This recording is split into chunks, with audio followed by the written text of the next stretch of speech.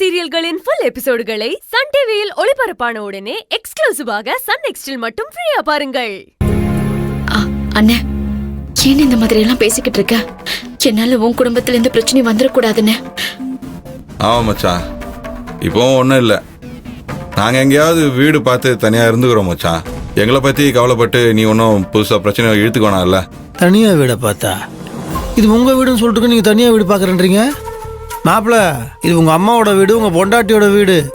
நியாயமாக பார்த்தா அவங்க 2 பேருக்கு தான் சொந்தம். நாங்கள் சும்மா இங்கே இருந்துட்டு இருக்கிறோம் இல்லடா? ஆமாப்பா. ஒரு பிரச்சனையும் வராது. அப்படி மீறியும் யாராவது பிரச்சனை பண்ணாங்கன்னு வச்சுக்கோங்க, அது யாராக இருந்தாலும் வெளியே அனுப்பிச்சிருவோம். மாப்பிள்ள, இது உங்க வீடு மாப்பிள்ள. நீங்களும் உங்க தங்கச்சியும் பிறந்து வளர்ந்த வீடு. நீங்க உங்க தங்கச்சி குடும்பத்தில் உள்ளவங்கள இங்க தங்க வைக்கிறீங்கன்னா யாரு மறுப்பு சொல்ல முடியும்? என்ன பிரச்சனை செய்ய முடியும்? மாப்பிள்ள, நீ எப்படி உன் தங்கச்சி மேல பாசமா இருக்கியோ அந்த மாதிரி நான் என் மருமக கிட்ட பாசம் வச்சிருக்கேன். நான் தூக்கி வளர்த்த என் மருமக, அவ மேல எனக்கு பாசம் இருக்காதா? மாப்பிள்ள, என் மருமக குத்தங்குறை பண்ணிருக்கணும் நான் நம்பல மாப்பிள்ள. ஆனா மருமக தான் உனக்கு விஷம் கொடுத்துச்சின்னு ஊருக்காரங்க ஆதாரத்தோட பேசுனதை கேட்டப்ப ஒரு செகண்ட் மனசு தடுமாறிடுச்சு மாப்பிள்ள.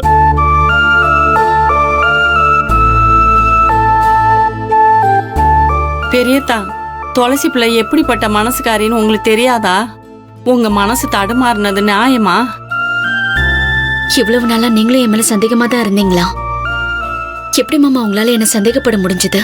இல்லத்தா, நான் உன் மேல சந்தேகப்படலத்தா. ஊர்காரங்களாம் பேசுனதை வச்சு கொஞ்சம் தடுமாறிட்டா. மாமா, ஊர் 1000 பேசுவாங்க, நமக்கு விவசாயம் ஒன்று வேணும் இல்லையா? அட என்ன நீங்கள் வேற சின்ன வயசுலேருந்து எங்களை தூக்கி வளர்த்து வரீங்க. அப்போ நீங்கள் எங்களை தப்பாக நினச்சிருக்கீங்கன்னா உங்கள் வளர்ப்பு தப்பாக இருக்கு. நீங்கள் எங்களை தப்பாக வளர்த்துருக்கீங்களா? சொல்லுங்க. தப்புதான் மாப்பிள்ள, தப்புதான். மருமகளே, என்ன மன்னிச்சிடுதா? பரவாயில்ல. மாணிப்பெல்லாம் கேட்காதீங்கம்மா, விடுங்க. எங்களுக்கும் மனசு கஷ்டமாக தான் இருக்குது நீங்கள் இப்படி பண்ணனால. மற்றவங்களுக்கும் புத்தி கிடையாது, அறிவு கிடையாது. இதே போல பாசம் நடந்துட்டு இருக்குங்க. சரி, நீங்கள் வயசுல பெரியவர், நீங்கள் மன்னிப்பெல்லாம் கேட்க வேணாம். இதை அப்படியே விட்டுருங்க. இதுக்கப்புறம் இதை பற்றி பேச வேணாம். மாம்சு அப்பாவே இந்த வாங்குறாரு. மாம்சோட கோவம் நம்ம பக்கம் திரும்பி நம்மள கழுத்தை பிடிச்சி வெளியே தள்ளுறதுக்குள்ள சரண்டர் ஆயிடு பொன்னி.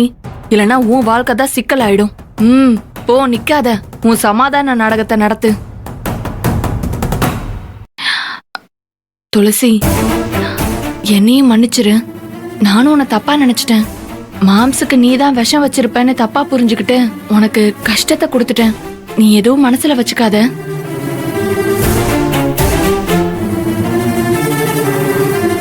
உன் அண்ணனுக்கு நீதான் விஷம் வச்சிருப்பேன்னு என் மனசு உறுதியா நம்பிருச்சு.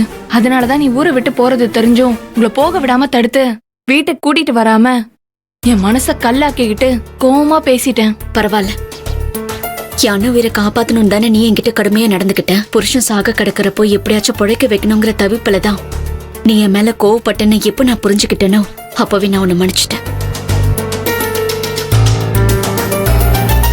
ஆனா என் அண்ணன் கூட வாழாம அதை வேதனைப்படுத்திக்கிட்டு இருக்க பாரு, அதுக்கு உன்னை நான் மன்னிக்கவே மாட்டேன்டி.